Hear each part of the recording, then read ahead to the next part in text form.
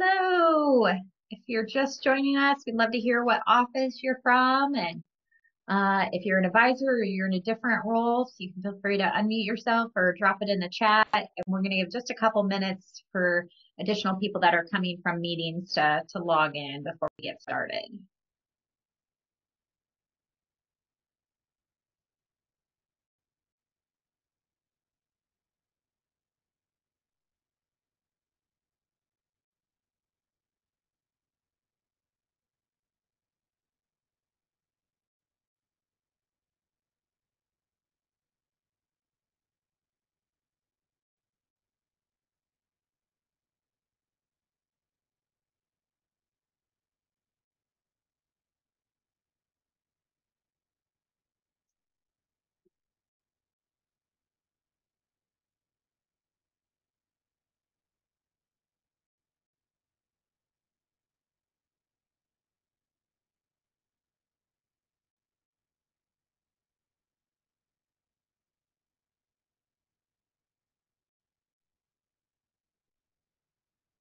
If you're just joining us, we'll get started in just another minute or so as people are logging in. We'd love to hear what office you're from, anything you want to share about who your target market is.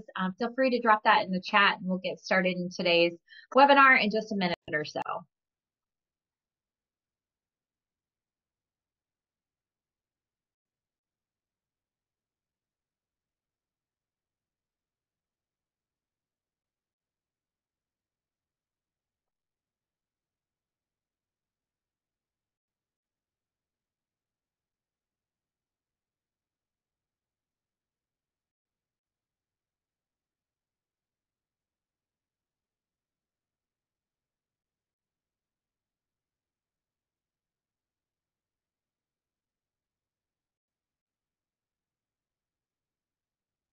Okay, I think we'll get started. Since we only have a half hour together, we want to make the most of that time and respect everybody's calendar. So I'm just going to make sure that we're all set recording here, and we'll get into today's conversation. This meeting is being recorded.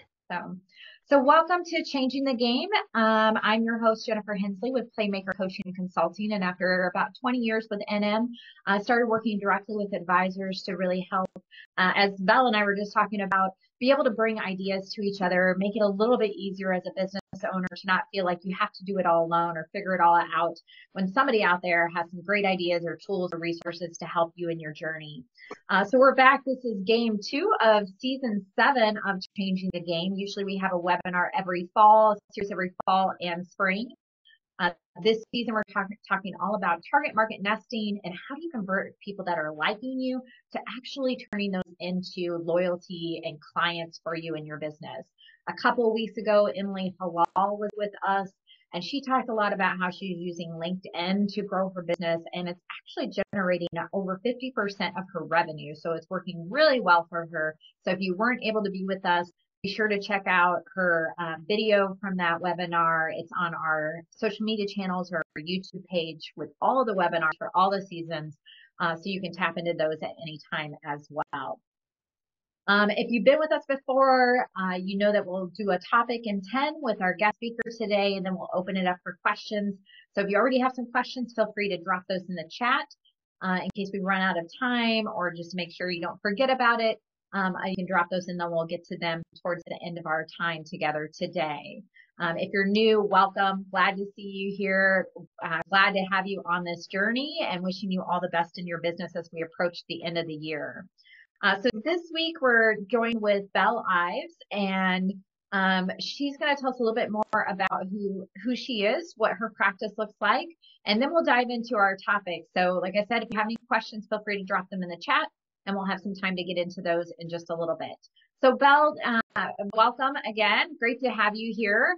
I know you've been doing a lot of speaking as we've been talking about, so some people may have already got a chance to hear a little bit about your story, but tell us, our audience, a little bit about who you work with, what your business looks like today, the size of your team, some key things that might kind of help set the stage for our conversation today. Yeah, absolutely. Thank you for having me, Jen. I'm excited to chat. Once you get to know me, you kind of can't get me to stop. That's the issue that my friends run into. I am born and raised north of Boston. I I got an international business and Spanish degree from a small liberal arts school in Central Mass, and now I speak English at a domestic company. So the tie there is far. My parents are still very proud of me, but when it came to looking for a job, like most people, I'm not growing up thinking I'm going to be a financial advisor. I'm hard pressed to think that anyone does, but as I started to identify what was important to me in a career, I wanted to work really hard at a job that was worth working hard at. And it was important to me, as oddly as it sounds, as a 22-year-old, to have one job my whole career. Now, flash forward to meeting Northwestern Mutual. My dad actually worked out in the gym on the first floor of our Boston office. So he had friends that worked proverbially upstairs. And the rest was kind of history. Most people meet Northwestern by referral anyways, and I was no outlier in that data. As I started my role, I was one of 3 women. I was the only queer advisor. So as I started to figure out why I was there, it became more and more obvious to me that owning being a young woman and a queer advisor together was an opportunity I was missing, because most people want to see themselves in who they talk to about something as intimate as money. The pivot for me was hiring staff at the beginning of 2021. Right, that was a big deal. We hired our first employee. My partner Tyler Johnson and I made that jump. We actually had a staff transition in the middle of this year, so we're getting our next employee up and running. So hiring 2 different people has been an impactful experience as an individual in their 20s. And the other pivotal moment I tell a lot of my friends about even is when a lot of the social justice movement started to catch a lot of attention. I started to realize that I wasn't being direct enough about advocating for the LGBTQ community. So as I started to just speak authentically about that gap in the game and speak authentically about my experience in this career as a young gay advisor, more people believed me, I guess is the way that I now explain it. I was just so much more authentic, and really since 2020, you can look at just some of my team's growth and my energy and where I'm spending my time. And now today my practice is me, my business partner and I, and our employee Matt, and we're really focused on growing in the most diverse way possible, both with women and queer individuals, but we work with a lot of Black and brown clients as well, because that's what I've learned recently is adversity is adversity, and we all really are here together today. So you talked a little bit about some of the impact that it's had by finding that niche and being authentic in that space, and what that's done for some of the growth of your business. I know it wasn't always easy for you, so you didn't talk too much about that. Can you elaborate a little bit more about like how you started this business versus really getting that point where you're like, this is my market, I'm gonna go all in and be authentic in that space? Yeah, good catch there, Jen. Thank you for making sure I address it.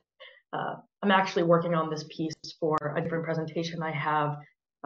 So I recently went and found a lot of the dates. When I started my contract in August of 2018, in the first 15 months of my career, I lost 5 people to a number of things. The first person I lost was 5 days into my contract. It was a girl I dated in high school that had breast cancer the day before her 21st birthday.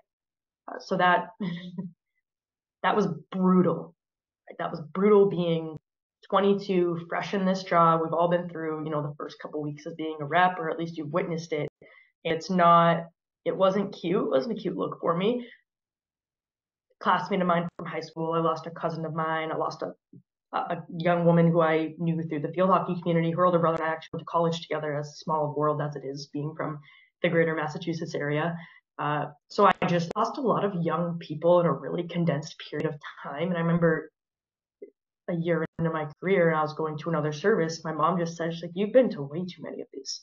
I was like, yeah, I have. So how do you deal with that internally? And for me, it was telling a lot of my clients for months and months following these deaths, hey, this is really what I'm going through right now. This is why I show up for my clients the way I do. This is why your planning is important, because not one of them were totally fine financially after they died. There was no plan in place, because why would you? They're all between the ages of 18 and 30. Why would you have thought that this was something you needed to think through? So that was something that was very eye-opening for me and really gave me the data to be confident about what it is that I'm doing. Because the first couple of years, I couldn't really find the purpose, but when I started to process and digest a lot of those losses of why are these happening to me, because I was not at this point in time a very emotionally strong person. Now I think I've grown a lot from it, but it really motivated me to make sure that every single person that you meet in this career, they deserve the best of you, right, from a dignity standpoint. So there are a couple things I want to hit on there. One is I think you talked about how this transition of really being all about your clients and clients first, and it sounds like through those personal experiences you've had, like it wasn't just about now like who you were and that's your market, but you saw that all around you and the need and found this great intersection between who you were serving and what problems did they really have, as well as where is your own passion and interest and authenticity to be able to have the biggest impact. Is that fair to kind of represent it that way? In a short answer, yes. I like the things that come to mind is I've always been all in on field hockey. I played in high school and college. I've coached the last 5 years. I'm reffing now, and I've just found being observant in that field. And you'd be surprised how, well, maybe y'all wouldn't, how much financial numbers come up in these conversations. And it's cool to just be that person where I can say, hey, this is actually what I do for a living. Should you be interested, I'd love to grab your number and find some time to link up over the next few weeks. So it's just being involved in something I'm authentically passionate about and being able to find a way to weave that in when it's appropriate. And then I recently adopted, a year ago, I adopted this cat, right? He's sound asleep. As he always is. No, he's living his best life. And I was so stressed out about bringing this animal home. I was not paying attention to my surroundings. The couple that fostered him, that I took him from, as I say, they are both software engineers, and they are my best clients today, if not some of my best. And I had shared with them that recently Northwestern did some honors around the top queer advisors in the country. And I'd share with them, I made this metric, thought you guys would appreciate it, because they're my biggest fans.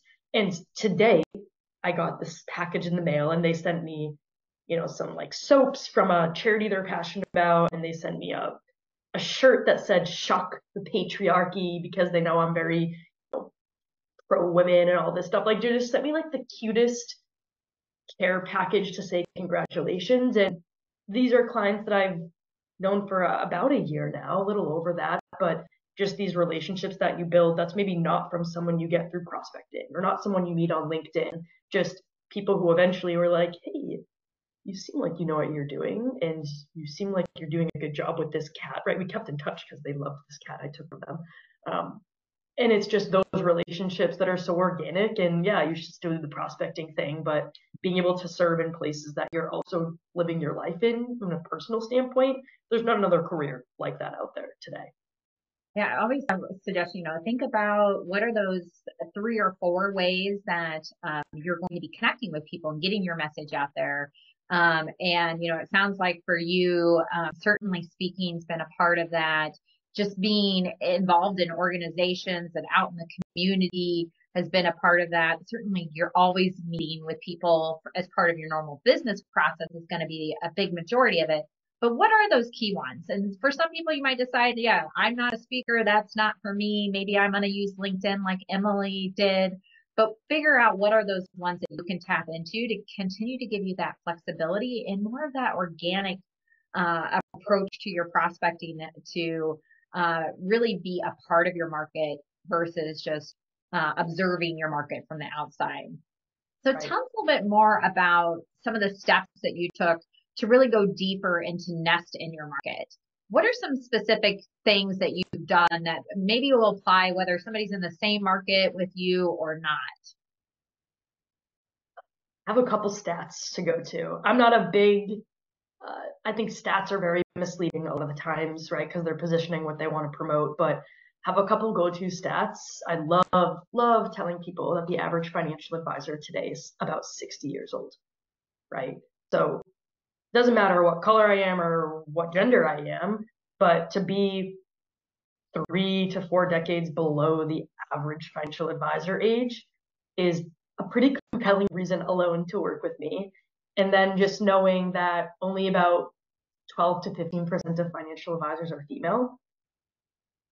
I mean, that alone is powerful. And I keep looking over here because I have a lot of the stuff that I pull from when I speak or put presentations together. I recently learned there's only 17 documented financial advisors in the queer community that are considered tenured, so over 5 years. 17, the fact that specific of a number bums me out big time. Is that in NM or the industry? In NM. Okay. Wow. Your surprise is still accurate, Lydia. It still is. Oh, yeah. It's horrible. Yeah. And they categorically show women, Native American, Black, Hispanic. Like they have them all of these different categories. All of those numbers are not awesome either, but they're not 17, right? So this whole like 17 number, I tell my clients that, and they drop everything, and then they pull their phones up, and I share that not to say pity us, but it's a problem. And what does that mean about how it feels for these people to have conversations? I'm dying to find a new primary care doctor who's at least taking new clients right now. That's one issue in healthcare, but I'd love them to be a gay woman. Like the experience is completely different, and we've all had those interactions before, better or worse. And those are some of the stats that I fall back on just to be compelling. I tell my story a lot too, but just to be compelling, make sure people know I'm asking for authentic reasons to grow. Yeah, I love that. We always talk about having kind of your separation statement of what is it that other people are always saying, they always say this, but we say why. And I think using your stats the way you are is part of how you're trying to position yourself that like, hey, there's a different choice out here, and to cut through some of that noise that might exist in the marketplace of how are you going to be different, because different always is better than just being better. People want to feel that there's something that stands out that's going to be memorable and connect to them. So tell us a little bit more about, as you've continued to own your market, any big surprises or key challenges that you faced in that space. This is so great. This is Northwestern based because I can say this. Granum doesn't work in minority communities. It doesn't work. You can't give a queer person 3 objections. You can't do that. I don't even know if you can do it for anybody today with the way the world socially has changed. You can't expect as many referrals as quickly. It's not the way the relationship's built. There's a lot of folks in these communities, whether you're Black, brown, Hispanic, queer, whatever it is, that like there's a trust issue with financial services, and rightfully so, mind you, rightfully so. Like, you ever wonder why there's a stop sign somewhere? There shouldn't be a stop sign. It's because somebody ruined it for everyone, right? That's what I've learned recently too. So I think it takes a lot more patience. It takes a lot more, not stand your ground against your mentors, but try and bring your mentor to your seat at the table of, hey, this is why things work a little bit slower. I'm still listen to their advice and don't be combative about it. But I've just learned I'm probably not going to grow in the same rhythm as maybe some of my peers because it just takes a little bit more work. But it's on the other side so wildly worth it, because having an advocate who's in a more marginalized community, and I don't like that word, but it's accurate, it just sounds small. There's so much more wildlier than I believe in any other place in a referral based business. So the surprise was, I thought it would be an easy switch because it's like, I'm gay, you're gay, give me referrals. Not that straightforward, but it is a little bit more therapeutic and massaging that you have to do, right? It's much more important to tell a story than to just say, hey, this should make sense to you on the surface level. Let's go there. Right. So tell me a little bit more about, why do you think other people are resistant to really going deep and niching in on a target market? What do you think the biggest barriers are? Lydia, do you want to ask that question now before it leaves your head? I was just about to write it down so I can say it, and if you want to answer it later, great. I am not queer, but I am a very strong ally and have so many people in my community that I want to be like vocally open up like for when it comes to finances. But I don't want to be like, hey, there's not a lot of queer gay people. I would love to work with you because I think I'd be one of your best allies. Like, How to if position you have, yourself. yeah, and like any advice on how to really communicate that as with without like what's the word I'm looking like tokenizing, Yes. the people in my life. Like I don't want to do that, but also like that's how people relate to me and like any thoughts. So many thoughts. And that actually goes right into the question you asked too, Jen. People don't, it's not that they don't want to go this direction because they don't believe in it. They don't want to go in this direction because of that issue, right? It is a lot more work. I truly believe that. You have to be so much more educated. You have to be so much more careful, like how you fact find and how you close. And even just for some people, me included, remembering to ask what your pronouns are, right? And sometimes I do it at the beginning, sometimes I do it at the end. Sometimes when I sense that there may be a non-binary feature to what's happening, I'm like, hey, just so we're on the same page, can I double check your pronouns? I guarantee 98% of financial advisors are not asking that question. Yeah. But the second you do, it's a shift in the conversation and you feel it. Yep.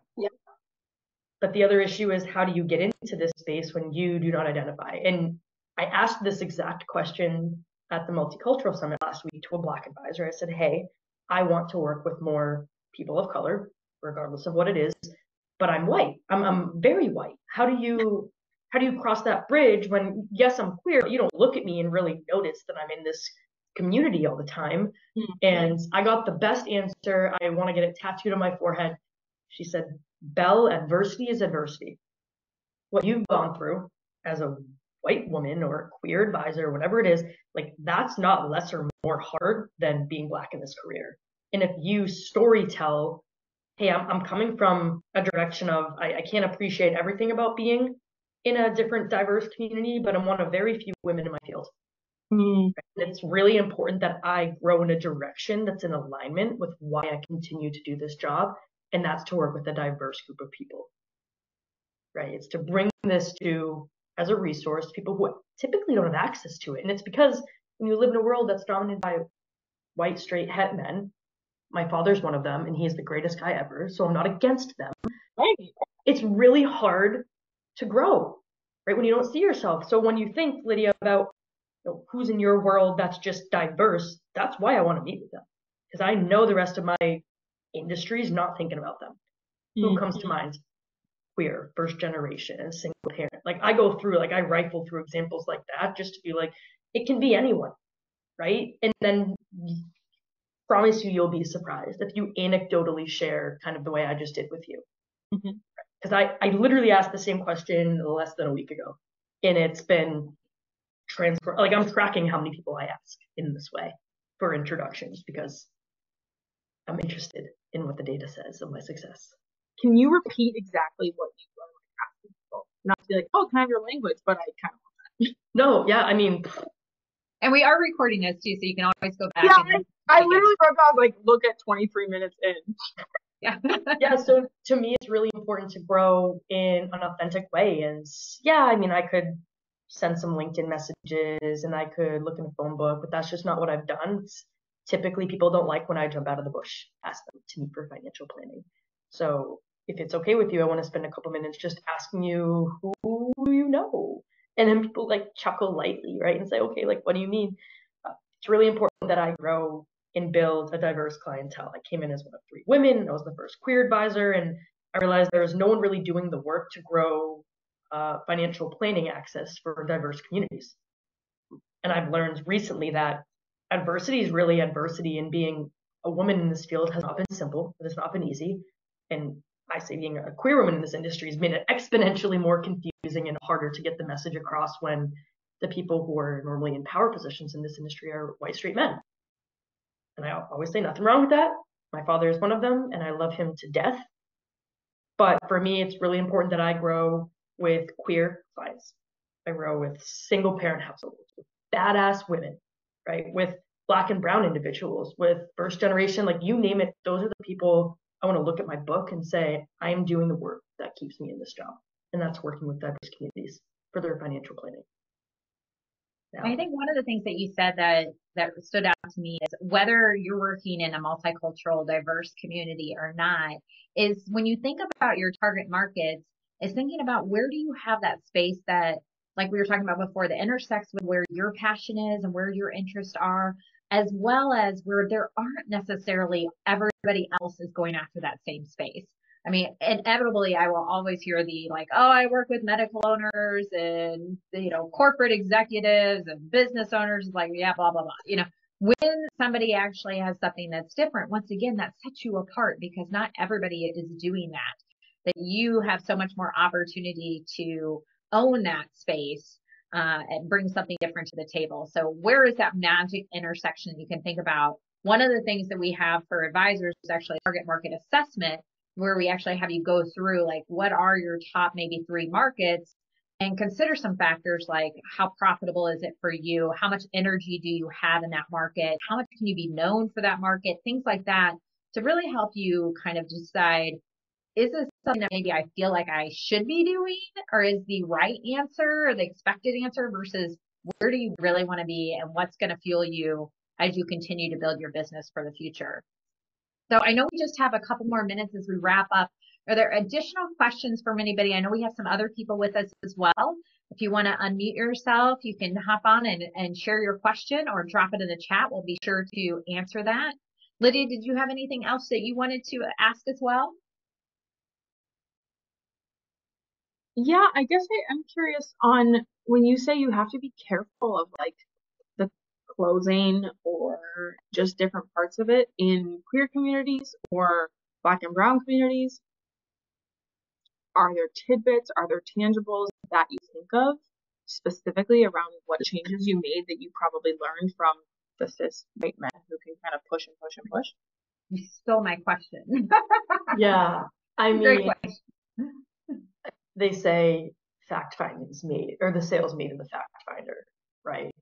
I'm like, the trust is made in the fact finder. Like, I'm still like at odds that we're in a sales industry. Like, I really am. And that's probably why, once my mind shifts around that, I'm sure I'll, be on stage somewhere. But the questions you ask in the fact finder and like how you structure your approach is so important. So I tell everyone in my approach how I ended up here, right? Like what I looked like coming in. And in my fact finders, I always ask, I don't ask, tell me about mom and dad, tell me about your siblings. What does family look like for you today? Because it might not be bio, it might not be 2 parents, it might not be parents who are like, what does family look like for you today? Are they still around? Are they still working? You still in touch? Like, I'll kind of rifle through to be like, I don't need a traditional answer to this question. I try to bridge that. Always asking pronouns, even when it's obvious, because when it's obvious, that's when you get like totally, what they say about making assumptions, right? Mm-hmm. And then I think if you're not doing it, regardless of your clientele, it's what do you remember about money growing up? What's the earliest thing that your parents did that you went, or you said, oh, I definitely want to make sure I do that when I'm older? Like, what comes to mind? And then you kind of get a sense of were folks, and I always say folks, no parents, folks, financially literate, right? Did they make some mistakes that now you can bring a solution for so that they don't make the same mistake? So it's just getting to know their financial psyche before you show them anything. And then just asking, what do you know about how your 401k works? What do you know about life insurance? What do you know about, your budget? Like, do you keep a written budget? Like, just being so much more general than saying, like, tell me about what you're doing for retirement. Like, there's just small tweaks, because more often than not in these communities that don't have as much typical access, I just never want someone to feel dumb in a meeting with me. Like, yeah, which I think we all feel that way. But these communities are so much more hesitant to even take the meeting. And I say this without a flex, because recognition actually makes me quite uncomfortable. But I've had multiple clients and follow-ups like get teary thanking me because I don't make them feel silly, and they're excited to come to this meeting where they used to dread the topic, but they don't dread it anymore because they like that I'm a little goofy. It's really that I'm really dorky is really what it is, but I make it a little bit more more like soft, and that's with clients who make $250,000, and that's with clients who make $50,000. There's no, like, I don't tailor how I show up based on someone's income, right? You don't want to meet with me when you make, in the top tax bracket because I show up with, a little bun and like I have a little sweater on, but that's fine. I'm not your advisor. So that like sense of like owning who you are and making sure your clients can see it, I let my cat walk across the screen all day long. Like I don't feel like I have to be someone else. So like that's the other piece, that like own who you are with those clients too, because they don't want someone to show up who's here to be stuffy, right? Yeah, it sounds like you've done a great job of like, yeah, being that consistently of like, you're going to get me and this is what I represent and what I bring to the table. And like that it's not going to be, hey, you go online and you see me and it feels very like professional and buttoned up and everything. But then you meet with me and it's like, hey, we're going to have fun. Like, how do you start to create a consistent brand, however people might be experiencing you? So we always like to leave our audience with some kind of try it at work tip, something that they can do in the next week or so. I know you already gave some great questions, but anything specific that comes in mind of like, hey, if they were to do one thing in terms of going deeper in their target market, what would you recommend is the place for them to start? From a general sense, going deep in your target market, and again, some of the stuff I'm sharing I learned last week, so I'm not an expert, but how often are you telling your prospecting story? Right? And like, you don't have to call it that to your clients, but how often are you just telling people what it is that you do and why you do it? You ask for people in sales, like tell them why you're the person for that. So that's what I've been doing with my target market is, well, make sure I'm leaving enough time at the end of the meeting or scheduling it out throughout the sales cycle to know every single client gets that full story of why I'm here, why I want to know who they know, and start tracking it, because I think there should be a measurable increase of A, referrals, but B, unsolicited referrals, because people will see their black or brown friends crushing it and be like, oh my God, you know what? You should know my advisor, right? And make it a little more second nature for them to send them your way. That's great because, so often, especially with new advisors, I think you're taught, that language of, hey, here's how we get paid. And then that rolls into that. And that misses sometimes the connection by telling your story and what it's really about before going into that. So like we said, we have a target market assessment for anybody who is interested in that. They can shoot us a DM afterwards or drop us a note on social media. We'll be sure to get that out. We always want to show our gratitude to our speakers and support an organization that you're passionate about. What's an organization that we can help support, Belle? I love the Lowell Humane Society. It's where I adopted my cat from. I every once in a while purchase some products from there. I have like a cat snaps and snacks shirt. My parents think that is wildly hilarious. But the Lowell Humane Society is a shelter I'm really passionate about because it gave me this cat who has given me so much joy and my clients so much joy over the past year and a half now. Wonderful. We'd love to do that. We have a couple cats ourselves, and it's cat day coming up. I think tomorrow, or the next day. So perfect timing, everything too, to support the Humane Society. Thank you again for your time. Remember Belle's try it at work tip to tell your story and track your results and see what a difference that makes if you make sure to incorporate really that into your messaging when you're meeting with people. We'll be back 2 weeks from today, same time on, I think it's October. Oh, I'll find it here for a second with Micah Engel. He spoke at annual meeting, but it's going to be going deeper into what he's doing. He's really leaned into working with software engineers and what he would be doing if he wasn't an NM advisor. And if you notice his social media, you'll see he does a lot of gifts and just fun, interactive kind of content. But how do you translate the people that are just liking, right, that content actually into meetings? So be sure to join us for that in a couple weeks. And I think we covered everything for today. Follow us in the Facebook group, NM Marketing Playmakers. You'll get all the recap from today's meeting and the invites to our future sessions. So we hope to see you there.